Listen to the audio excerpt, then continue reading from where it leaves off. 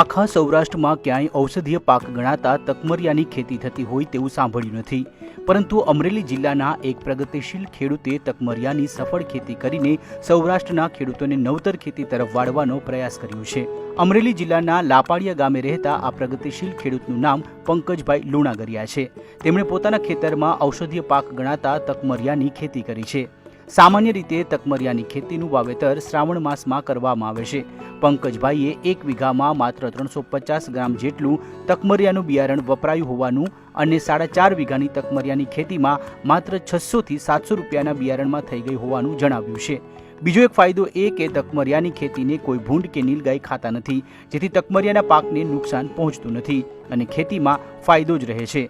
પંકજભાઈએ આ અગાઉ પણ તકમરિયાની ખેતી કરેલી હોવાથી 500 રૂપિયામાં કિલો લેખે ઘર આંગણે વેચાણ કર્યું હોવાથી તેમને 1 વીઘે 10 મણ જેવો ઉતારો મળ્યો અને સારો એવો આર્થિક ફાયદો પણ મેળવ્યો।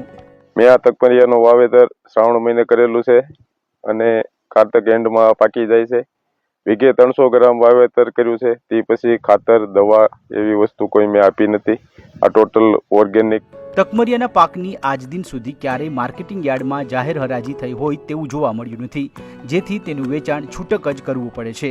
તકમરિયાનો ભાવ કિલોના 500 રૂપિયાથી લેખે 1 મણના 10,000 મળી રહ્યા છે, જ્યારે 1 વીઘે 10 મણ જેવો ઉતારો આવે છે અને 40 મણ ઉપર તકમરિયાનો ઉતારો આવશે તેવી પંકજભાઈને આશા છે। તેમનું માનવું છે કે વાવેતર વખતે નજીવા ખર્ચમાં તકમરિયાની ખેતી થાય છે, પણ પાક વખતે મજૂરી સહિતનો થોડો ખર્ચ બાદ કરતા અંદાજિત 4 લાખની કમાણી થવાનો અંદાજ છે।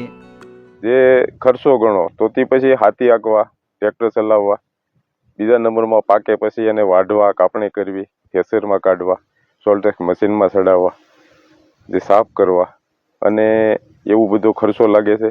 બીજા નંબરમાં આ વીઘે 8 થી 10 મણ જેવું ઉત્પાદન આવે છે, એટલે 4 વીઘાનું વાવેતર છે અને આ 40 મણ જેવો ઉતારો આવશે એવું મારો અંદાજ છે અને 500 રૂપિયા કિલો હું આ રિટેલ માર્કેટમાં વેચું છું।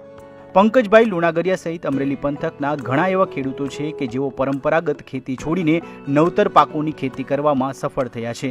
કોઈ બાગાયતી તો કોઈ ઓર્ગેનિક અને પ્રાકૃતિક ખેતી કરીને ખેતીમાં ઓછા ખર્ચે બમણો ફાયદો મેળવી રહ્યા છે અને અન્ય ખેડૂતો માટે પ્રેરક ઉદાહરણ બની રહ્યા છે। અમરેલીથી ધ્રુવિક ગોંડલિયાનો અહેવાલ, ETV ભારત, હૈદરાબાદ।